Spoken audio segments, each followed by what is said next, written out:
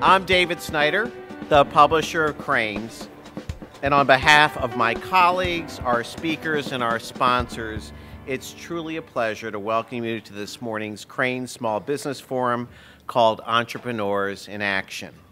Now, this event would not be possible without the commitment of some outstanding sponsors. So let me take a moment to introduce the representatives from these organizations and give them a chance to thank them for putting on the event this morning. When I state your name, please stand so everybody can recognize you. From our co-sponsor, Comcast Business Services, we have Karen Dale, who is Senior Marketing Manager in the Chicago region. Karen? Comcast Business Class has the tools a business needs to help improve its productivity, including Crain's. This helps a scalable internet and voice service that can be adjusted to any business's changing needs. Comcast Business Class customizes its solutions to your business to help give you a competitive edge. Any of the Comcast team members here today would be happy to learn more about your business and talk with you about how their company can help your company grow. We're excited that Steve Monjo, who is Senior Vice President of Sales and Growth Initiatives for OfficeMax, is with us this morning. A special thanks because Steve actually reorganized his schedule so he could be here today, so thank you. OfficeMax is a leader in integrating products, solutions, and services for the workplace, whether that's in an office building or in a home. The OfficeMax mission is to provide workplace innovation that enables its customers to work better. And from our presenting sponsor, BMO Harris Bank, we have Mike Dillon, who is Vice President and Director of Small Business Sales and Services. Hold your applause because Steve is going to come up in just a moment. Mike is responsible for helping BMO Harris deliver on its promise to be the bank that defines a great customer experience. He's been in business banking and been a coach and sales performance consultant for more than 2 decades. Mike empowers bankers to connect with business owners by creating relationships that are based on value, trust, and promoting their company's success. BMO Harris Bank provides a broad range of personal and business banking products and solutions. It serves customers from more than 600 branches in Illinois, Wisconsin, Indiana, Kansas, Missouri, Minnesota, Nevada, Arizona, and Florida, and that list just keeps growing over the years. BMO, by the way, has been our presenting sponsor for the Crain Small Business Forum since day one. So I'm happy to invite Mike to the podium and share his thoughts with you.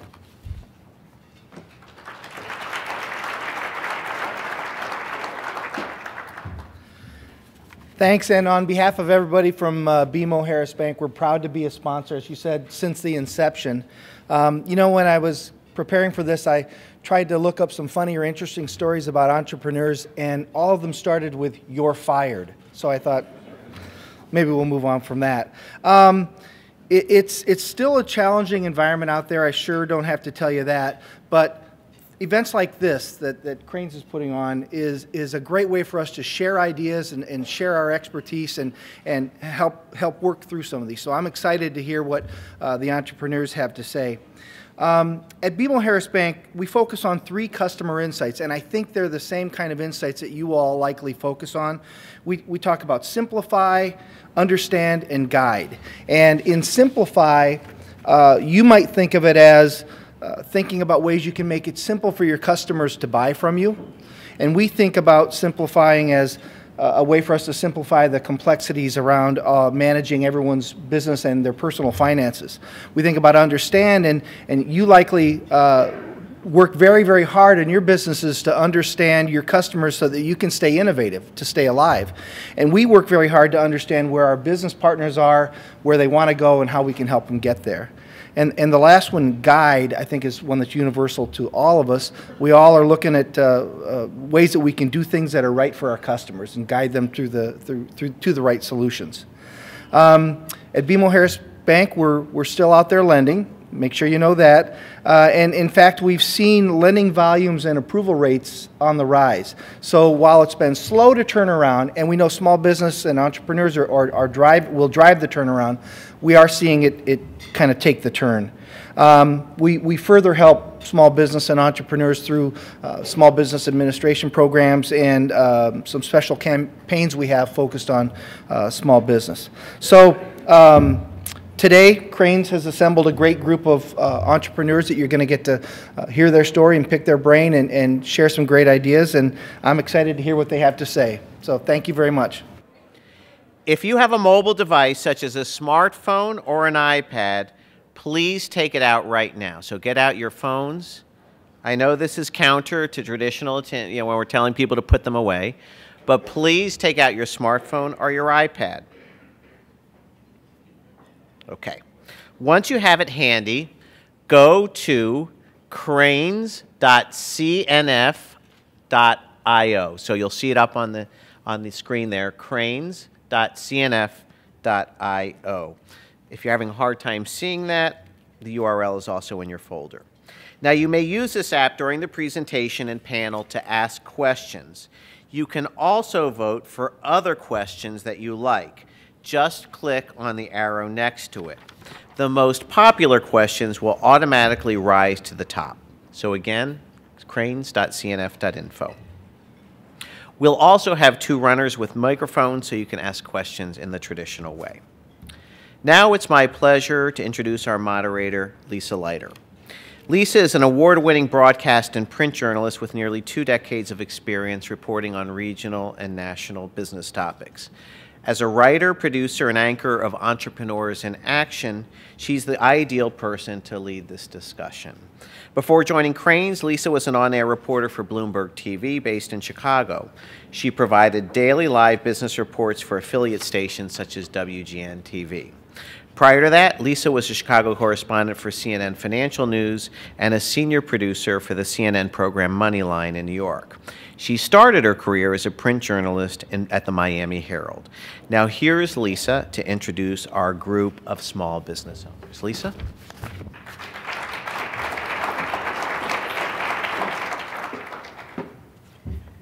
Thank you so much, David. I'm so honored to introduce these speakers today. I've had the pleasure of interviewing them all at one time or another during the past few years, and I know you're going to walk away today with some incredible insights on entrepreneurship and have some fun too, because they're all wonderful personalities.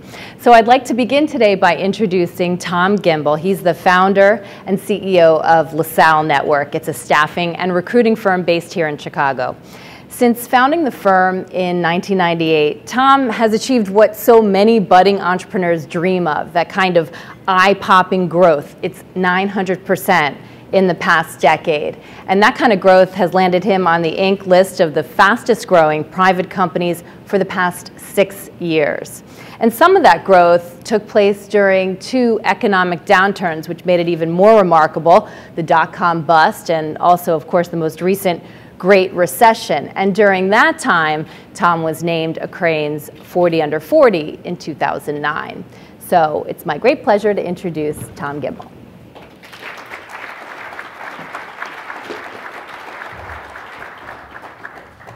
Is this working? Is this? There we go.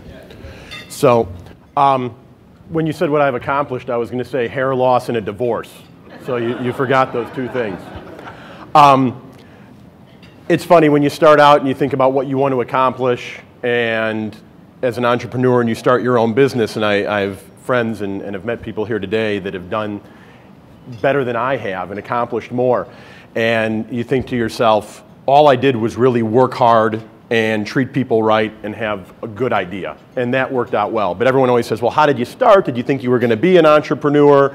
Did you always want to have your own company? And the fact of the matter is, not one bit. I was very happy working for other people and executing their vision, and I was a sales guy.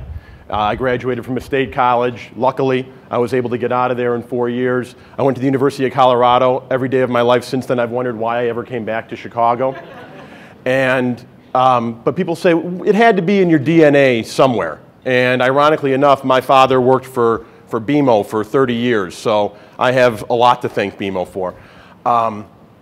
But my brother, who was nice enough to come watch me so he could poke fun at me later, he and I started a landscaping business when I was 15 and he was 19 years old.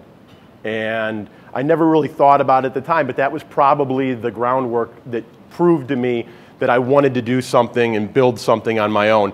And we ended up taking care of about 75 yards a week and making a ton of money and having a lot of fun. Most of it was him picking on me, but it laid the groundwork for how we could grow and what kind of business I could build. And I started out in sales. My idea was work really hard. And I've read, I think every entrepreneur goes and they get every self-help book, and their wife or their girlfriend or their husband or their boyfriend, they buy them a couple books off the shelf, or now they do it on your Kindle, and you get a book sent to you about how to be an entrepreneur, how to do it in 4 hours a week, and how to do these things. And I'm old school. As a couple people were talking to me earlier, I mean, my company's brick and mortar. We have physical locations. I have almost 100 employees. We show up at the office. We don't work virtually. And we've been able to grow and build a nice culture. And if there's one thing I've learned during my time, it's that no matter what anybody else does, there are so many ways to do it right. And there isn't just one way. And when you look for that perfect solution, you can't find it. You've got to trust your gut and trust your instinct. The foundation for me has always been attracting better people than I am at what their specialization is. Get better marketing people, get better salespeople, better accounting people, better operational people. And when you find somebody you like, hire them and bring them on board. And I think a lot of people today, everybody's thinking about, is there equity in it for me? What's the exit strategy? And that just wasn't the way that I was raised or grew up in the business world. It was, gosh, I hope that I can make payroll.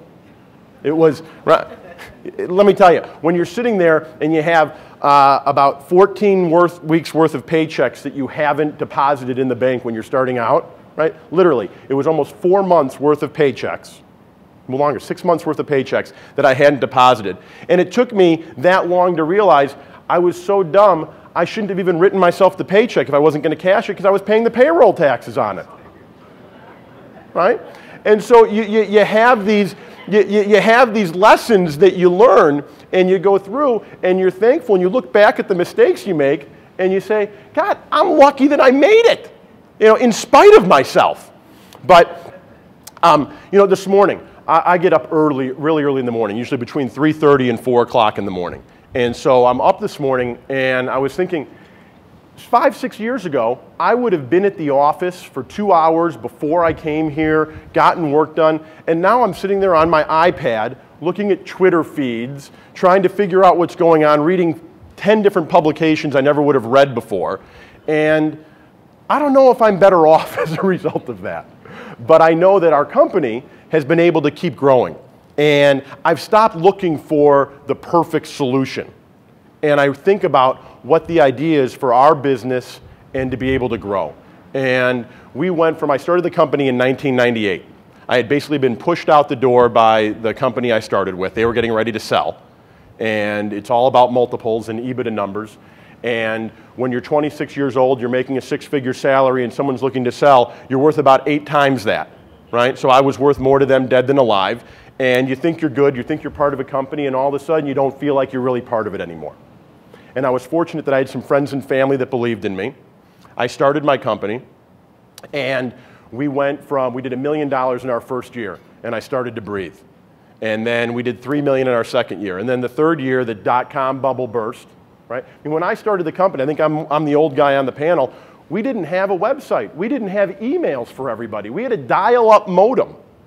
And you look at the technology and you start telling that story, and I've become the old guy that I used to not want to listen to when I started the company in 1998. But we've been fortunate, and 20/20 hindsight, I couldn't have picked a better industry, because we are in the staffing and recruiting space. And every company, every company needs people. Whether it's in marketing or technology or sales or operations, they need people. So we might be, boring perceived to the technology, to what Phil, my co-panelist, is doing, and some of the neat things, and not as trendy and fun as the restaurants that Terry's doing. But we get to help firms like that because if they need people, we have them. And it's a very simplistic approach. I've tried not to overcomplicate the simple. And at the end of the day, my MO has always been treat your people great. Treat the people that you have great. Make them not want to go someplace else. You can always make more money. Heck, I could make more money working for somebody else than I do for myself. I could have a lot less liability, a lot less risk, and I could really have a different style of life. But I've been able to attract really good people, mentor and develop them, and I've been fortunate enough that my company's been able to grow. And I look forward to being on the panel and sharing, answering any questions that you guys have to come.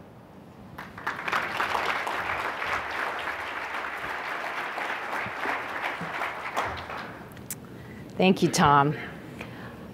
We'll be hearing more from everybody during the panel, so it's hard to cut everybody off at just a few minutes. Up next is Terry Rogers, who I first met in 2011 when profiling her for my Entrepreneurs in Action video series for Crain's.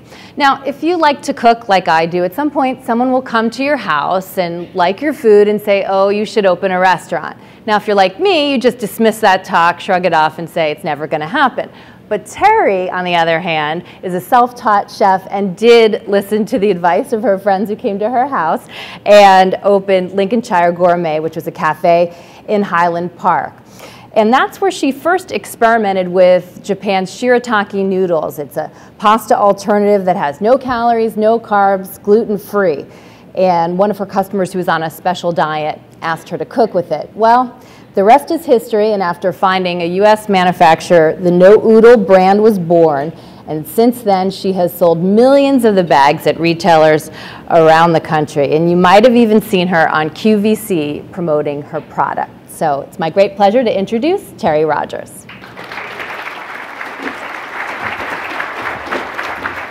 Lisa, thank you. Thank you so much. And I'm just so proud to be here in front of a group of my peers, fellow entrepreneurs, it's aspiring entrepreneurs.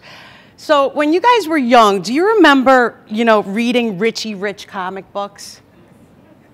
I loved Richie Rich. The rich kid, he had this adventurous life and it was exciting and fun. Well, raise your hand, or don't raise your hand, just nod if you want to be like Richie Rich. Well, I wanted to be like Richie Rich, too. So I told my parents, I think I was like 6 or 7 at the time, I said, Mom, Dad, I want to be Richie Rich. And they looked at me and they're like, well, you can't be Richie Rich. And I said, why not? And they said, because Richie Rich has rich parents and you have us. Well, that was the start of the path that I took that led me here about 4 decades later. I've had an unbelievable, adventurous, and exciting career as an entrepreneur. Clearly, today I'm not Richie Rich, but I have the possibility of becoming Richie Rich in my future. I started, after college, I worked in sales, and I had an unbelievable sales career. I mean, it was hard. I took a territory that pretty much had nothing, and I grew it into a $14 million territory after about 14 years. Now, all the time, I really loved sales, but I also developed this love for cooking, and I had a passion, for creating, and I did that, and I just loved to cook for my kids, my friends, my kids' friends. Anyone who would eat my food, it's like my house, come and eat, and I'm going to cook for you. So after about 10 years ago, I was bored. It was like I was making a lot of money, over more than most of the men and women in my neighborhood. Hundreds of thousands of dollars a year, more money than I could actually spend. And I said, you know what? I'm done. I'm done with this career. I've learned everything I can in this career right here. So I'm going to open up a restaurant. I'm going to open up my own restaurant. And at the time I was married, and everyone, including my husband, thought I was absolutely crazy. How could I give up my security? I have kids. I mean, there's so many reasons why I shouldn't open up this restaurant. And there was one reason to open up the restaurant, and it was to follow my passion, my gifts. And so I did. And I worked in the restaurant business for 6 years. First, I had a small one in Lincolnshire called Lincolnshire Gourmet. And then I opened up a bigger one in Highland Park called Lincolnshire Gourmet. And everyone in Highland Park was like, well, why did you call it Lincolnshire Gourmet? It should be called Highland Park Gourmet. And I'm from New York, and I didn't realize that if you're west of Highland Park, not a good thing. Anyway, so I did this, and I was working, and every day I would meet people that inspired me, my customers, smart, talented people, and I just really loved what I did. It was incredibly hard, okay, but it was fun, and I was inspired. And one day, it was January 2009, one of my customers and mentors, a multi-million-dollar self-made entrepreneur, inspiration in the form of Keith, okay, my customer. He was also vegan and gluten-free, and he comes in the door and he throws these bag of Japanese noodles on my counter in the kitchen, and he says, and they're floating in water and they look funny, and he goes, here, Terry, cook with these. They'll put you on the map, just like that. And I looked at him, I'm like, Keith, could you please give me a break? I have a tofu vegetable soup on the menu for you. And he goes, just cook with them. I said, okay. So at first I really didn't know what to do with these noodles, so I threw them in some wonton soup. And I'm eating them, and I was like, wow, these are good. They had this really great texture that I liked. And I started doing some more research about this Japanese noodle that they were eating in Japan for centuries. And I realized that the noodle itself had no calories. It had no net carbs. It had no fat, no sugars, no soy, no gluten. It had nothing. But when I started playing around with it and putting it with different sauces, I was like, wow, these are like a clean canvas for cooking. They have no flavor on their own, but they take on the flavors of whatever you cook it with. So I put it on my menu a few weeks later, and the first week we sold 200 dishes. I put it on as like create your own, so they could make their own, you know, what they wanted with, you know, marinara sauce or sea salt and olive oil or ginger, soy, or teriyaki. They could pick their protein, pick their veggies. And the first week we sold 200 dishes. It was all, I thought it would be the gluten-free clientele, and this was even before everyone started talking about gluten-free. But it was all the women and the men that didn't want the calories and the carbs. And then I started doing more market research, and I went to like Lifetime Fitness, and I did a demo there, and there was like 600 people, and there was one person that had ever heard of this noodle from Japan called shirataki, okay? And that is when I realized I was born. I know it's a cliche, and people say, oh, she was born to sing, or he was born to dance. Well, I realized at that moment that I was born to sell the world and bring the world this no oodle. So like Victor Hugo, he's, you know, I'm a huge fan of his. And, you know, one of his quotes, he says, there is nothing more powerful than an idea whose time has come. And I would have to say, well, I obviously agree with that. And, you know, America is, you know, we have issues today. 35% of Americans are obese. And if you're over 60 years old, you have a 40% chance of being obese. So the no oodle, the no calorie, the no net carb, we have people who are allergic to gluten, you know, the whole celiac thing. So of course, the no oodle is a powerful idea, and it's an idea whose time has come. So what I did was, I'm like, you know what? I'm gonna transition out of this restaurant business. I'm gonna sell the restaurant. Because you know what? I learned a lot, and now it's time to move on. So what I did was I found a bunch of really smart people. Most of them were my customers, and I engaged them. They became my advisors, some of them, and I raised a bunch of money when the idea was out in space. And I founded the No Oodle Company. And today we're the first to manufacture, distribute, and market this no oodle, okay, the healthy alternative to pasta, and other products like that. So when I'm looking at you, and whoever answered or thought to yourself that you guys were the ones that wanted to be Richie Rich, okay, in your childhood. And then also, if you have an idea through your career that you found or you discovered, and you're just sitting on it, you're not doing anything about it, you're just sitting on it. I want you guys to go home tonight and ask yourself, why are you not taking action for this big, powerful idea that can be as big as the no oodle can be. And I'll just tell you that Thomas Edison and so many other really unbelievable people, you know, they basically said that failures, your failures are your path to your success. And I am proof that it is very scary. But if you don't take a chance and you don't follow your dreams, then you will regret that for the rest of your life. So be inspired and go after your dream. And maybe one day you'll be richy rich like me.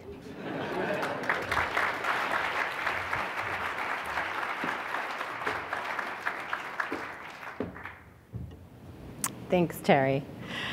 Well, last but certainly not least is Phil Nevels, the co-founder and COO of Power to Switch. Power to Switch is a website that enables people to comparison shop for electricity providers. I also met Phil a couple of years ago while profiling his company, and literally the day that I met him, he had just resigned from his very stable corporate job, also had a newborn baby as well, to work on the startup Power to Switch full time. And the idea for this company was born at business school at the University of Chicago by his co-founder, Shay Fabodi. And you know, Phil at the time, when he was in business school, was working on another business idea. But eventually he gave up on that and joined the Power to Switch team, and since then, they have gone through the Accelerate Labs incubator program and were one of 5 startups asked to participate in the Clinton Global Initiative. So it's my pleasure to introduce Phil Nevels.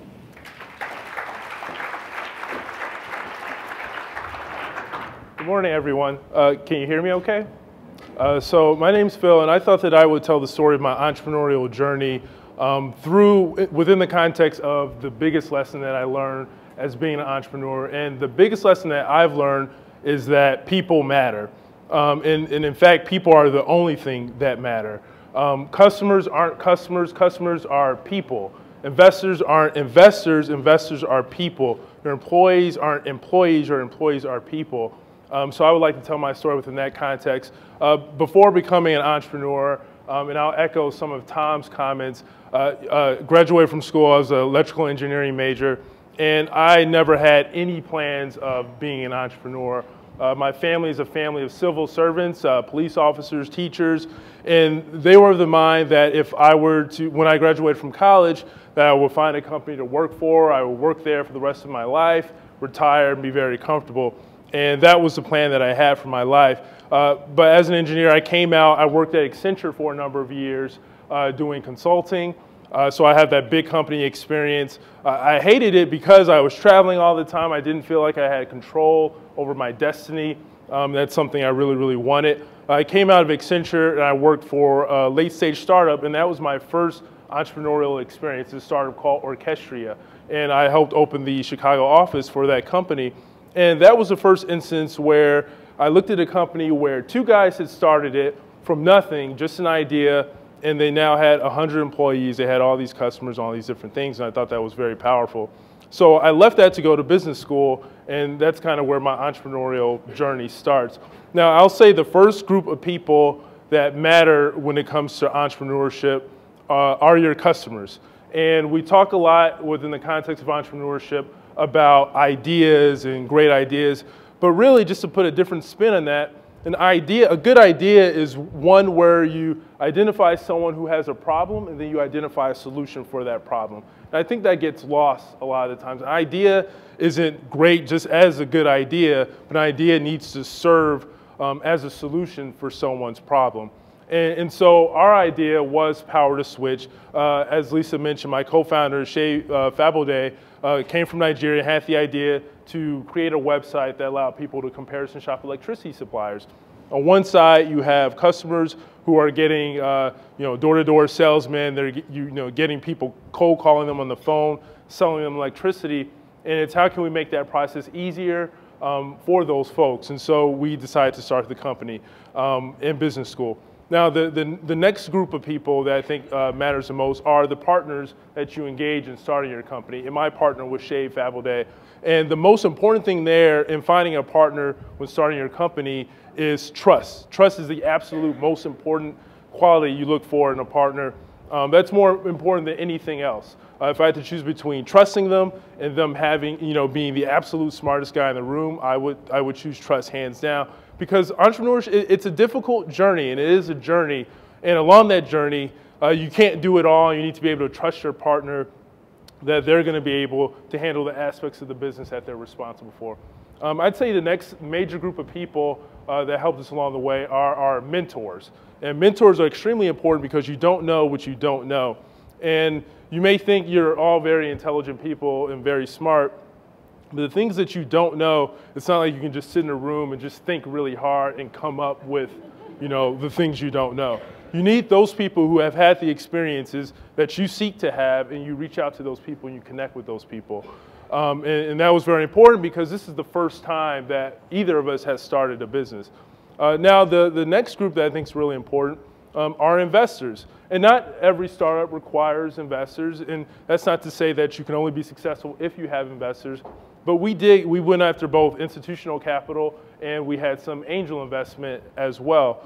We raised $1.3 million coming out of the Accelerate program in 2011, and that's what catapulted us to where we are now, raising that investment. That brings me to the next important group of folks, which are employees. And I'll say that, so the investment allowed us to hire the employees.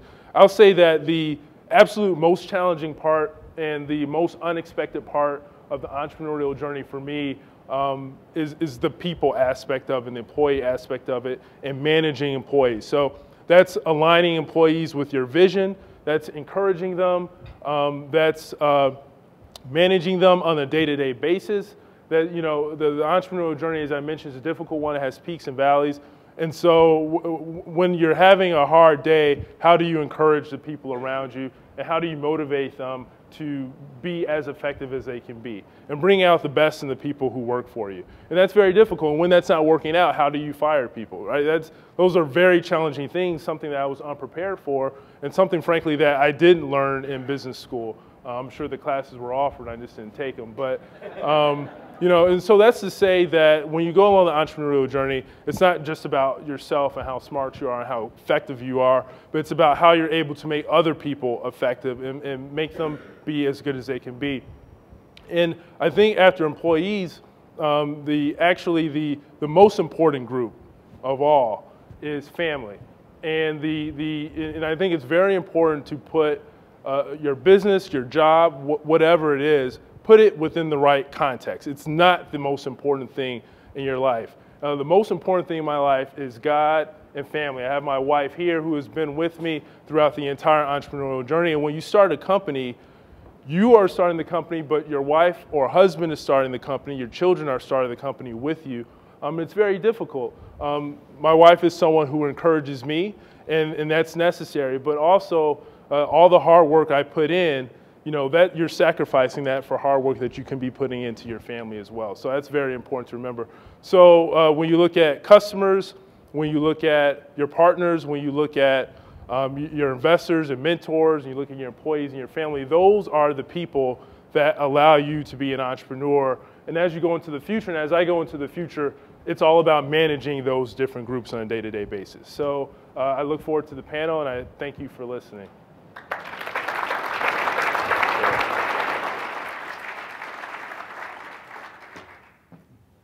Thank you so much, Phil. That was great. So we're going to get all of our panelists seated, and I see that people have already started submitting questions on the conference IO, and that's great. And we'll be sure to work those into the discussion.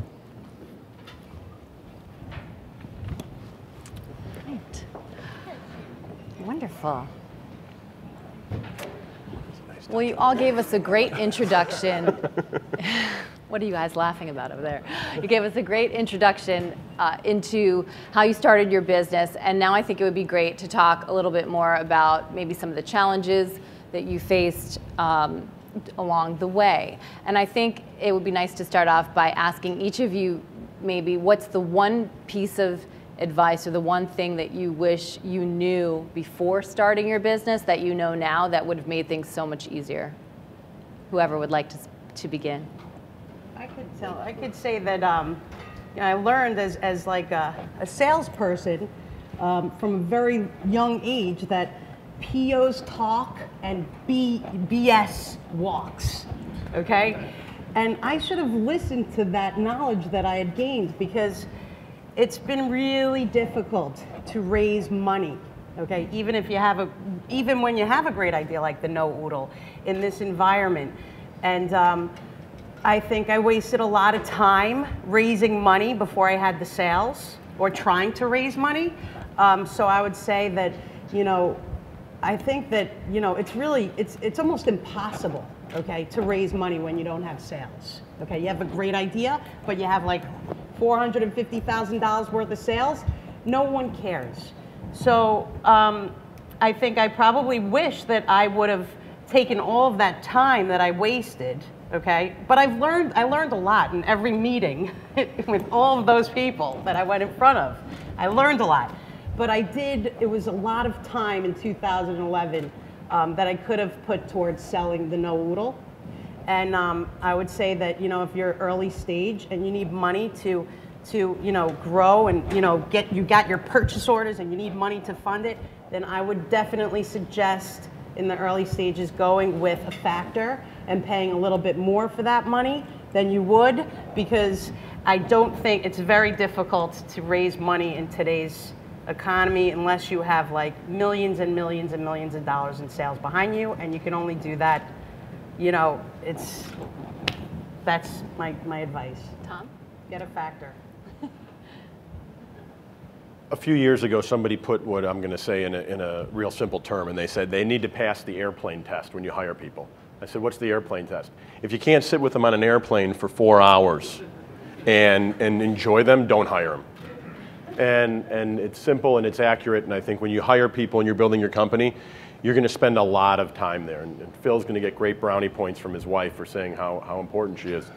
But the people you work with, you're with more than you're with your spouse, and especially in a startup phase. And if you don't want to spend a lot of time with somebody, don't hire them, because you will end up being miserable, and you got to focus on what your priority is, and that's growing your business. And if you don't want to be with the people that are doing it for you, you're in a lot of trouble. Well, Tom, I want to get to Phil in a minute, but there are a lot of people in the audience that say they want to know, they've heard you're notoriously hard on new hires during that process. They want to know if that's a strategy or a rumor, and it sounds like it's a strategy. No, I've hired people who are really hard on new hires. I'm really nice. I think that it is it's what everybody's definitions. I think the people who work with me, we have, there's got to be hierarchy because people want to get promoted and grow, but we have a fairly flat organization, and people talk to me the same way they talk to each other. So it's a very open dialogue. I think where it comes into hard is my expectations are hard, and I have high expectations that I want people to really do two things: work really hard and be really nice. And if they do those things, I have a ton of tolerance. I think where things don't necessarily always go well with new hires, and we're in a recruiting business, obviously, and so we're always hiring new classes of recruiters. Some people don't want to work hard, and if that's a definition of being hard on somebody, then I'm extremely hard. Phil, what did you wish you knew when all this started? Yep. So I'm a little different in that it's within the context of the web and being on the internet. Experimentation is key, and let's say you have an idea for whatever it is. It doesn't have to be perfect from day one, and it won't be perfect from day one. And oftentimes, the idea that you have proceeding with your company is going to be what ends up being successful will be vastly different than what you started with. And I think being an early entrepreneur, I always thought that when I put something out there, it had to be perfect and it had to be just bright and shiny and exactly as I envisioned it in my dreams late at night. But it doesn't have to be. Do something. Action cures indecision. That was the quote. But do something. Get it out there. Get feedback. As you do that, it becomes better over time. If you look at the first Google homepage, it was different. If you look at the first Amazon homepage, very different than what it is today. So action cures indecision. Do something, get it out there, get feedback, improve it, and it will become that bright and shiny thing one day. It just takes time. Terry, I want to pick up on something that you mentioned, which is fundraising. And I think a lot of people in the audience want to know about that. I've done stories in the past about bootstrapping versus raising money. I think each of you has a different story there. Can you talk about what the most challenging thing was about the fundraising process, and what advice would you have for people that are going through it? Well, I think for me, because I had absolutely no idea how to launch a new food product, because I never did that before. So when you make those plans, they take a lot of time, the executive summaries, the decks, and really you're kind of winging it. You want to be committed into what the plan says, but it's just a real projection, right? And I remember I went in front, the last presentation I did to raise money, I went in front of a very successful woman entrepreneur in the food business. She has made billions of dollars in the food business. And she said this was the last time I ever went in front of people to ask for money. And at that time I was looking for $3.5 million to ramp sales, because I had all these purchase orders. And she looked at me and she goes, "You're looking for $3.5 million?" I said, "Yeah." She goes, "Honey, you're gonna need $15 million in marketing alone." And I was like, I'm not doing this. I'm gonna focus my efforts on figuring out a way that you can actually buck the system, okay? Because she's right, you know? And luckily QVC, you know, contacted me, but I would have to say that just don't, you know, we try as entrepreneurs just like throw stuff at the wall and see if stuff sticks, you know?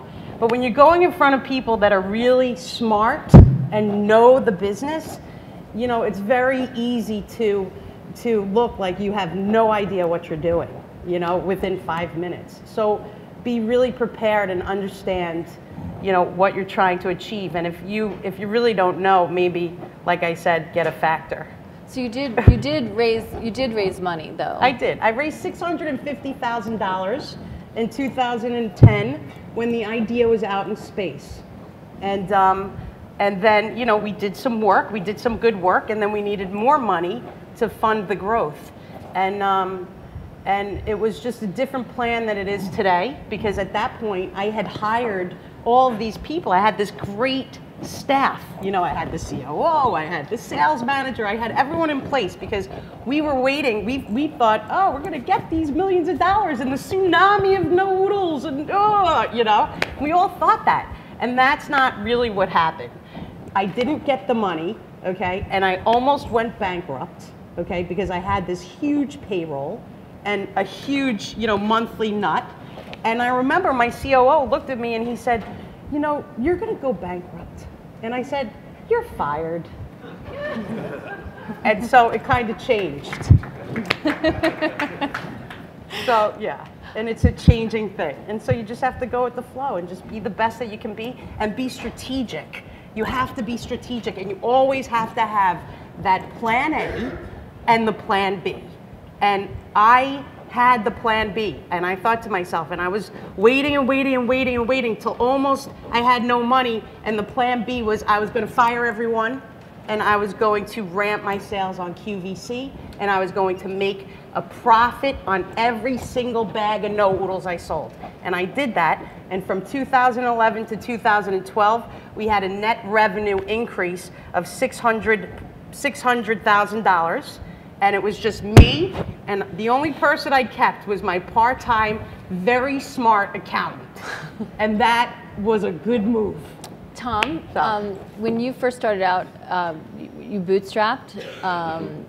Can you talk about whether you ever considered raising money or ever needed to fuel your growth, and why not? My naivete, in 1998, I didn't know what private equity money was. I didn't know that you could get somebody to invest in an idea and do that. So it was more the aspect of, I was just looking for any way to raise cash, and I was fortunate that I had some family and friends that were willing to back me, and that I put a mortgage, first and a second mortgage on my house, and it worked out very well. So I didn't know anything about raising money, and 20/20 hindsight, I guess it worked out well. I'm in control of my company, and I have the choices to do what I want. But at the same time, it is, I was thinking about this morning, it is being an entrepreneur and to have a partner, I envy you. But at the same time, even when you have a partner, and I have tons of friends who have partners as entrepreneurs, it's lonely. It's lonely. And you try to share things and what you're going through and how to grasp it. And you know, the three things that you know, they say that couples fight over, right? Children, money, and sex. And assuming you're not having sex at work, you're going to fight over the children, which are your employees, and you're going to fight over the money when you have partners. And not doing that, right? Okay, I'm going to see the questions coming in on a whole nother front, but anyway. I had no fights about any of those three, and it worked out all right.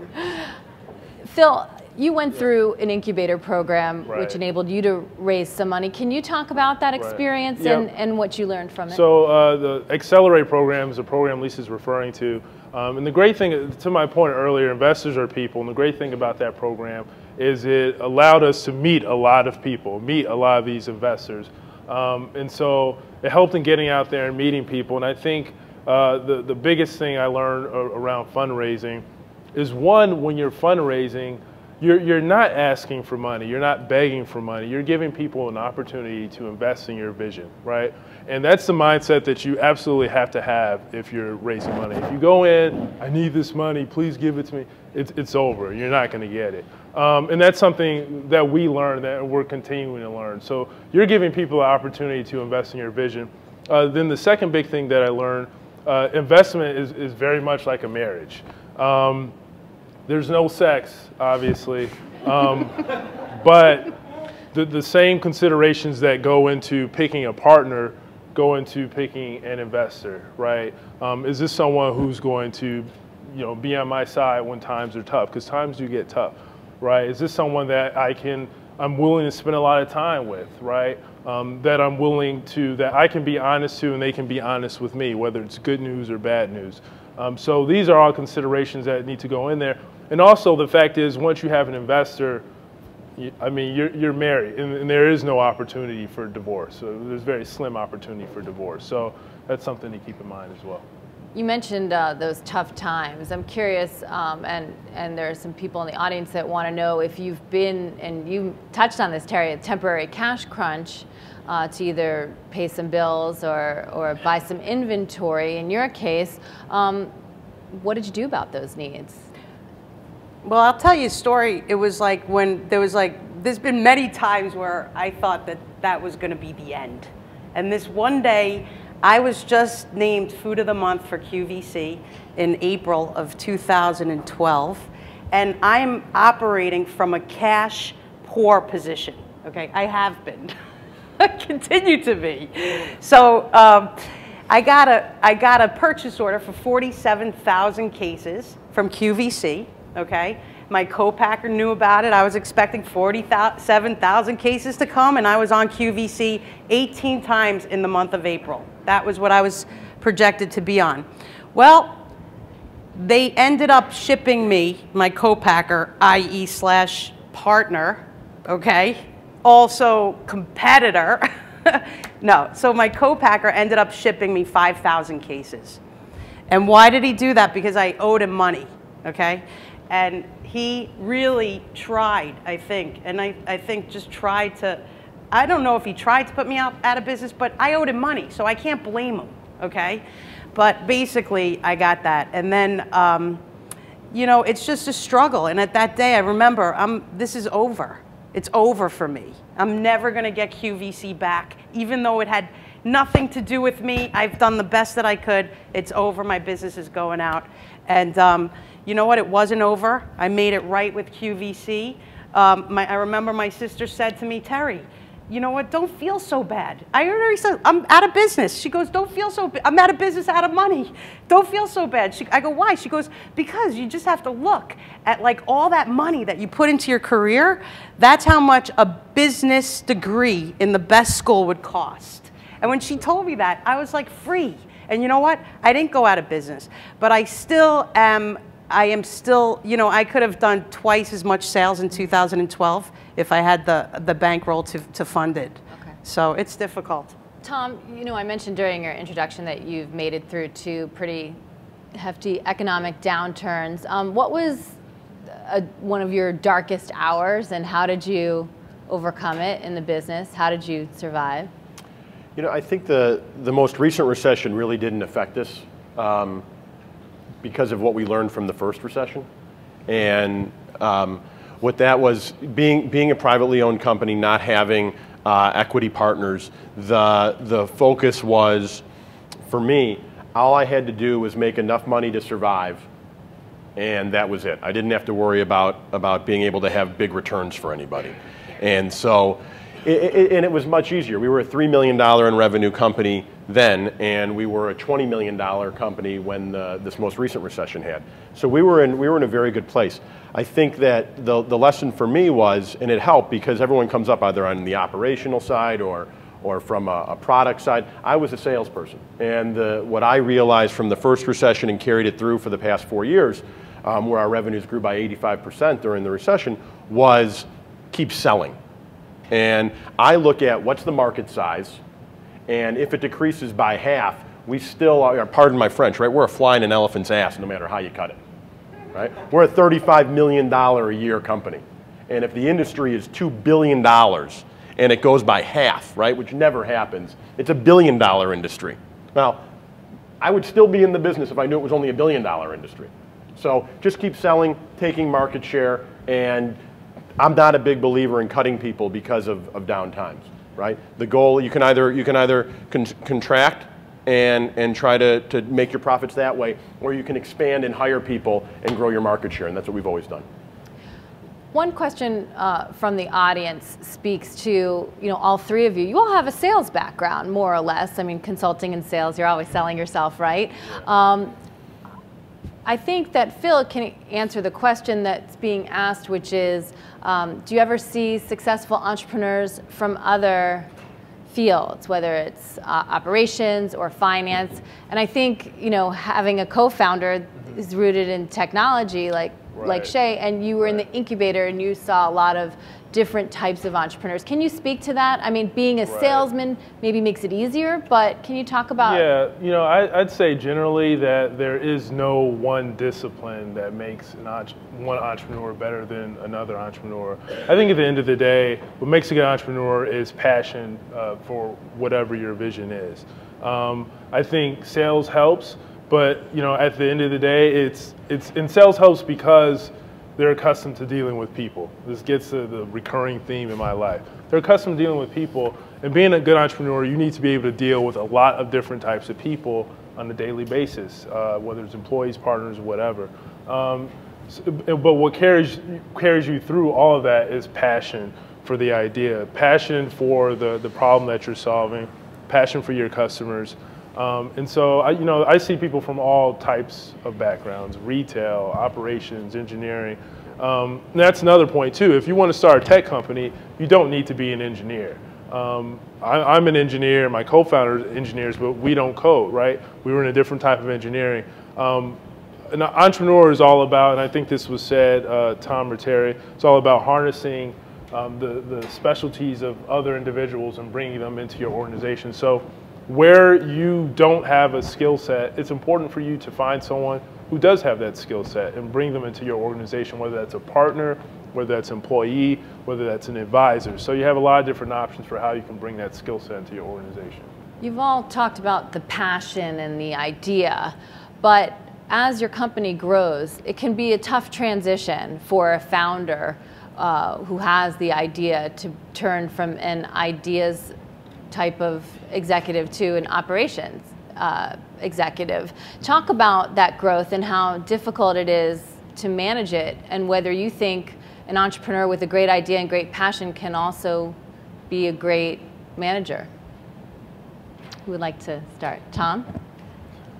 I think that there's a lot of different skill sets, and people that start up companies aren't necessarily the right people when they're at a more mature phase, and whether it's at Accelerate Labs or Firestarter Fund. I mean, you get this a lot when you're talking to private equity firms and people who are part of that growth focused culture is making sure that you have the right players in the right seats, right? All the buzzwords, but they're true. And you know, I had somebody who was with me when he was my first employee, and at about year 7, he wasn't the right guy, didn't want to adapt and go into a different role, and we had to part ways.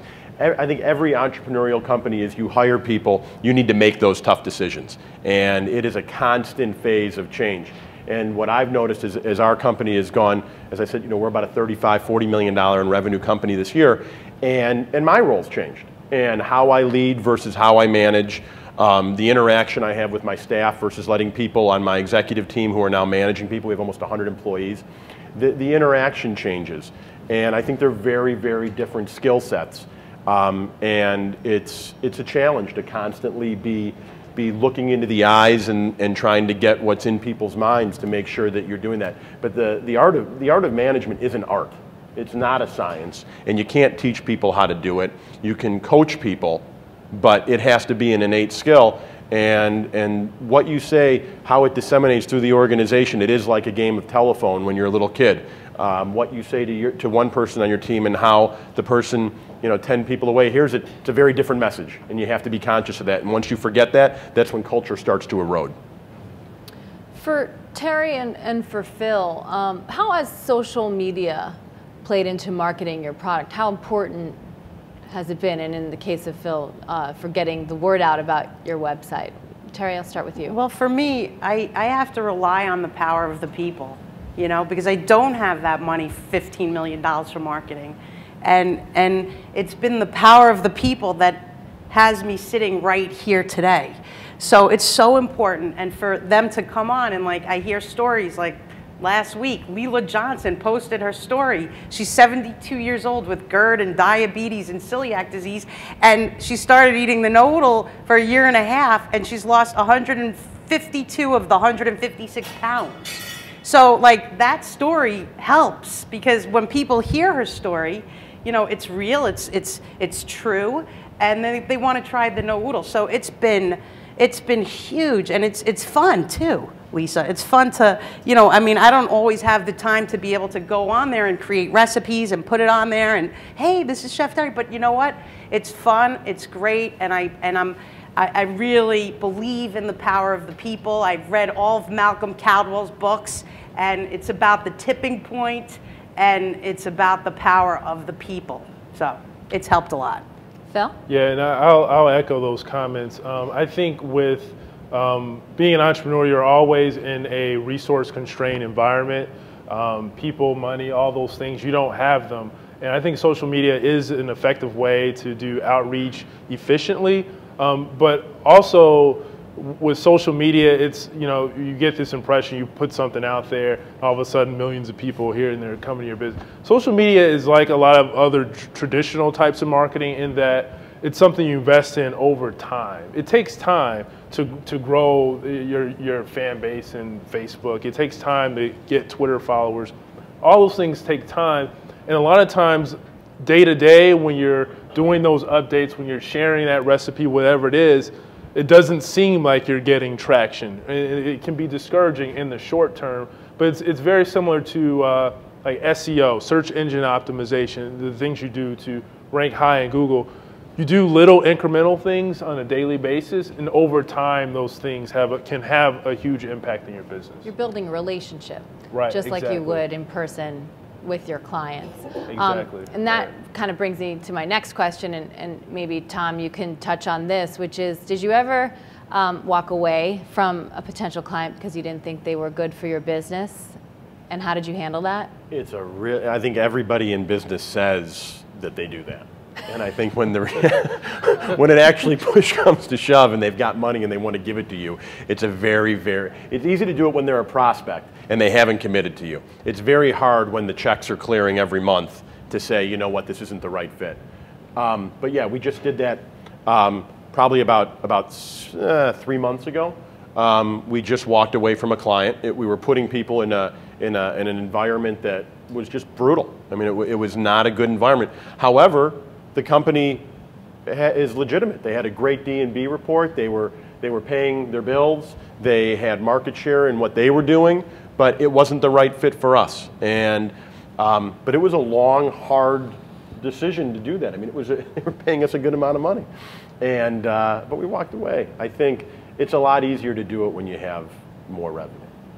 Sure. Well, let's do a little lightning round. Biggest failure and how it's affected your business or your entrepreneurial skills. Phil. We had hired, so marketing's a big part of our business, and we had hired someone last year who was not the right skill set for that. And I think we spent a lot of money and didn't get anywhere with it. So that's a big lesson learned. But now we've since let them go and found someone else, and we're a lot more effective. Tom? Hired a leader, didn't micromanage him, trusted him to do everything without getting feedback on a regular basis, and took me 6 months to clean up the mess after they were gone. Terry? I decided to go with refrigerated, fresh, heat and eat meals instead of shelf stable. And those were the shelf life was 40 days. And I didn't know that, like, if you have a great customer in Wegmans and Whole Foods and you got a great product, you got this railroad track in the middle, it's called distribution. So that was my biggest mistake. But I'm coming out this year, July, on the market. We have our 2-year shelf stable heat and eat no oodle product. So, what's the biggest challenge that you're facing right now? well, the biggest challenge is probably the most annoying too. Okay, because I want to go fast, fast, fast, fast. So for me, the challenge with being kind of underfunded and not being, everyone's like, oh, you have a great idea, but, call me back when you have $15 million in sales, or call me back in 5 years, or give me, 10 years. So like for me, the biggest challenge is to grow slowly, because I know that if I had the right partner right now, I can grow really fast. And so for me, it's being patient. And that's probably my biggest challenge in my life, is patience. So, Tom? Mine's kind of ironic. It's finding good people for us. But I think that's, we're very fortunate. We're in a good situation, a good marketplace where we've got a lot of clients that need people. The market's been very, very healthy where we focus, and it's just making sure that we have the internal staff to continue to provide them with their product. Phil? Focus is our biggest challenge, I think. We have a startup, we have 8 employees, we're all very intelligent, and there's all these wonderful, great things that we want to do. But as I mentioned, as an entrepreneur, you're in a resource-constrained environment. That includes time and money. And you just can't do a lot of things you want to do. But if you're distracted from your primary goal, you're not going to accomplish that either. So focus is very, very challenging. And at the same time, focus, challenging, important, but you also have to have innovation to continue to grow. So how do you manage that? How do you manage what the task at hand versus what you want your future to be? And maybe I'll ask you to start, Phil, and then Tom, if you could pick up on that. Yep. So I'd say for us, we have a very collaborative and team environment, and we meet as a team once a week. But on Fridays, we actually spend the afternoon kicking around new ideas and thinking about the future and what our business can be. Also, I think as we talk to customers a lot, all the time. They can talk to us through our website, and we reach out to them proactively. And our customers are at the forefront of innovation. They're always telling us new things that we can be doing. So we listen to our customers a lot, and we record what our customers are telling us. I think 2 things. Number one, from innovation for me personally, that's not my day job. So I can't do that when I have the responsibility of running the company, of dealing with my staff, of dealing with clients. So I have to find other times to innovate, and I think that's where the really long work days and work weeks come into play, is when you start sacrificing doing your core. I mean, a lot of times thinking up the creative, fun, the innovative stuff, it's fun, and so you lean to that, but that doesn't service your clients and that doesn't pay the bills. So you've got to find extra time for that.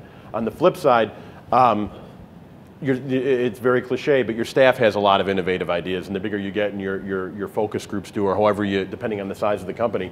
And we've started to create a lot of subcommittees in our company, and we'll say, you know what, 1 hour a week, you 4 people come up with an idea, bring that to our executive team on a monthly basis, and let's see what we can do with that and how to develop it that way.